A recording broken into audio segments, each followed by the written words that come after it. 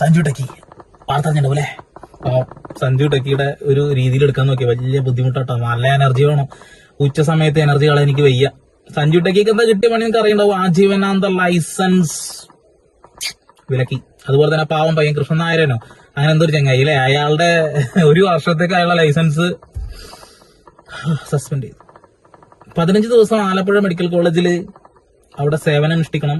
June 11 കയറിയതാണ്. ഇപ്പൊ 4-5 ദിവസമായില്ലേ. എന്താ ചെയ്യാ, പൈസ ഉണ്ടാക്കാൻ വലിയ ബുദ്ധിമുട്ടാണ്.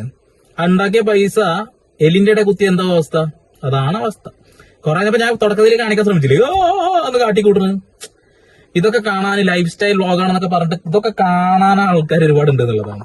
നമ്മൾ കാര്യപ്പെട്ട എന്തെങ്കിലും കാര്യം സംസാരിക്കുമ്പോ ആർക്കും വേണ്ട, അത്രേ ഉള്ളൂ. ഈ ഊളത്തരങ്ങളും ഈ പൊട്ടത്തരങ്ങളും പൊണ്ണത്തരങ്ങളും പോളത്തരങ്ങളും കാണാം.